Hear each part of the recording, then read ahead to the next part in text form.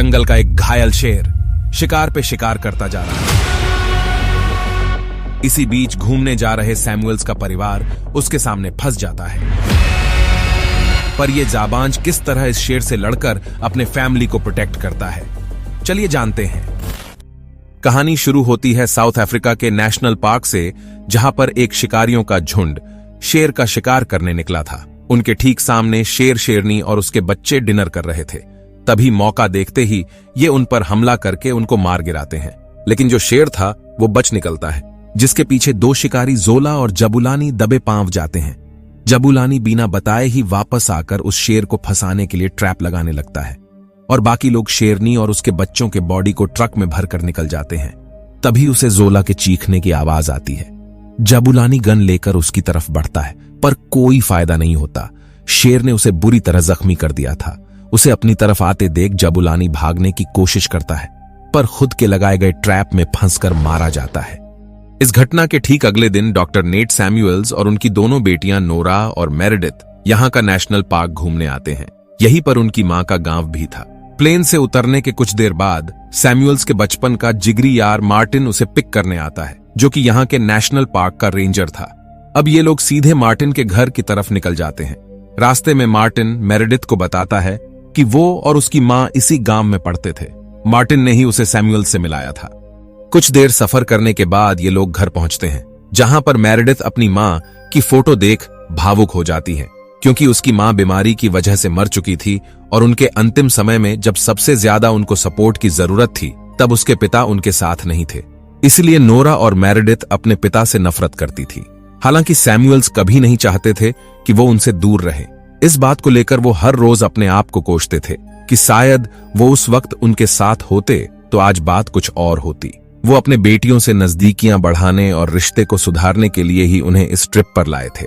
अगले दिन मार्टिन उनको नेशनल पार्क घुमाने ले जाता है, जहां पर हर एक प्रकार के जानवर मौजूद थे, जिन्हें देख दोनों खूब एंजॉय कर रही थी।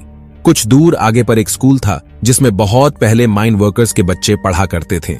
जब कॉपर माइन बंद हुआ तो वर्कर्स भी चले गए, जिस वजह से स्कूल बंद हो गया। आगे चलकर इनको मार्टिन का एक जूनियर रेंजर बांजी मिलता है, जो कि शेरों के एक झुंड पर नजर रख रहा था। इस झुंड के शेरों का नाम था कूंदा, काव्य और नंदी, जिन्हें मार्टिन ने बचपन से पाला था। इसलिए वो उसे देखते ही उनके पास आकर अपना प्यार जताने लगे। तभी मार्टिन ने देखा कि नंदी घायल है।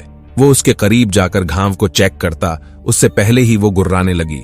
कूंदा और काव्य भी अग्रेसिव होने लगे थे, इसलिए वो वापस आ जाता है और बताता है कि ये काम गैर कानूनी शिकारियों का है। बांजी उसके ट्रीटमेंट के लिए मदद बुलाने चला जाता है, जबकि मार्टिन शिकारियों के बारे में पूछताछ करने के लिए पास के गांव की तरफ निकल जाते हैं, क्योंकि ये मामला काफी संगीन था। अभी तक शिकारी हाथियों और राइनोज का शिकार करते थे, पर अब वो शेर का भी शिकार करने लगे हैं, इसलिए उन शिकारियों को पकड़ना जरूरी था।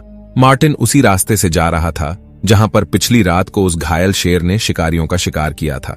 गांव पहुंचते ही ये लोग अंदर जाते हैं, पर पूरा गांव सूना पड़ा था और चारों तरफ लाशें बिखरी पड़ी थीं।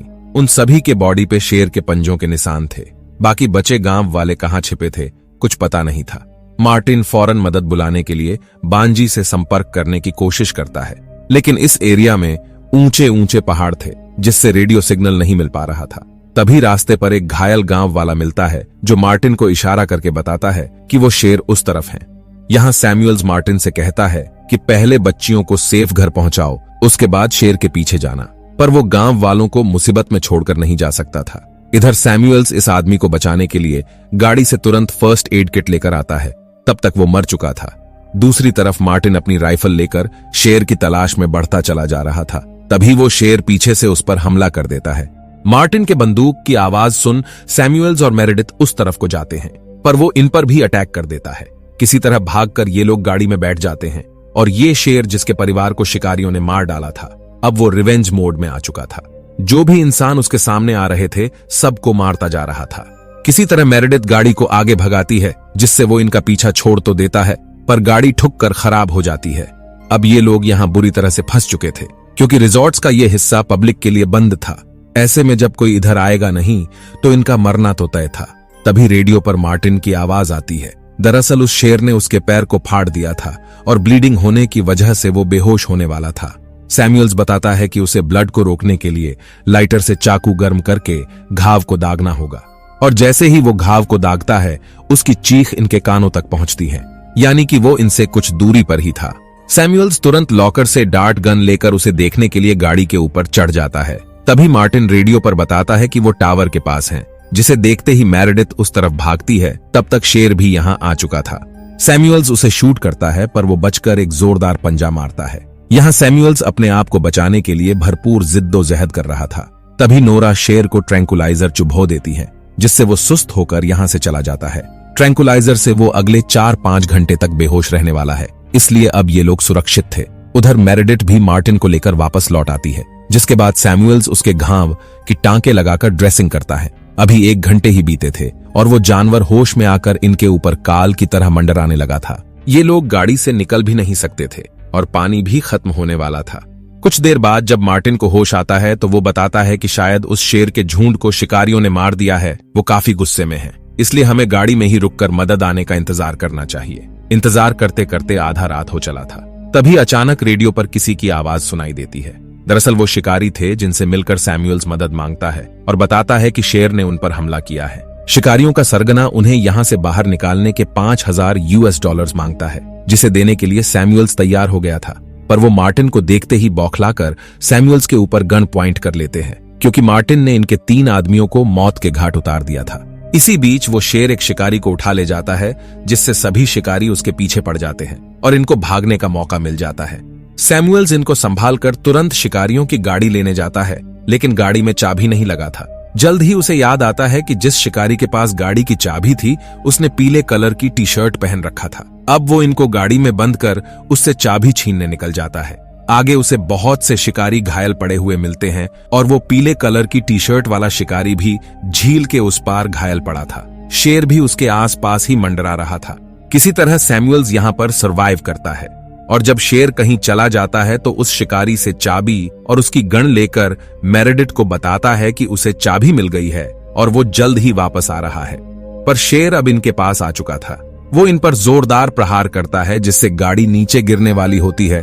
मार्टिन तुरंत लड़कियों को गाड़ी से बाहर निकलने को बोलते हैं और जैसे ही वो बाहर आती है, गाड़ी खाई में गिरकर पलट जाता है। यहाँ मार्टिन अब किसी हाल में नहीं बचने वाले थे, इसीलिए गाड़ी को ब्लास्ट कर उसे मारने का ट्राई करते हैं। उधर सैमुअल्स भी आ चुका था। मार्टिन के बारे में जानकर उसे काफी दुख होता है, पर अब वो यहाँ रुक नहीं सकते थे, क्योंकि मेरेडिथ को शेर का पंजा लग चुका था और खून बहता जा रहा था। इसलिए वो फुल स्पीड में गाड़ी भगाकर उस एरिया से निकल आते हैं। अब उनके सामने उन शेरों का झुंड होता है, जिन पर बांजी पिछले दिन नजर रख रहा था। सेफ एरिया में आते ही वो गाड़ी स्कूल के पास रोककर पहले मेरेडिथ का इलाज करते हैं, जिसके बाद सैमुअल्स आस-पास पानी ढूंढने चला जाता है। इसी बीच वो शेर भी इनका पीछा करते करते यहाँ पर आ पहुंचा था, जिसे देख मेरेडिथ और नोरा वहीं पर छिपने की कोशिश करती है, पर वो उनके ठीक ऊपर आ चुका था, जिससे डरकर नोरा जोर से चिल्लाती है। सैमुअल्स तुरंत भागकर उनके पास आते हैं और बंदूक की सारी गोलियां उस पर दाग देते हैं, पर उसे एक भी गोली नहीं लगती। अब सैमुअल्स लड़कियों को स्कूल के पीछे वाले कमरे में ले जाकर बंद कर देते हैं और भरोसा दिलाते हैं कि वो सब ठीक कर देंगे। और इस तरह वो जाबांज अपने बच्चियों को बचाने के लिए खूंखार शेर से लड़ गया। वो जानता था कि इस लड़ाई को वो कभी नहीं जीत पाएगा, पर एक बात उसके जहन में चल रही थी, जो कि मार्टिन ने बताया था कि अगर किसी दूसरे एरिया का शेर किसी दूसरे झुंड के एरिया में आ जाता है तो वो उसे मार डालते हैं या खुद मर जाते हैं। और ठीक वैसा ही होता है।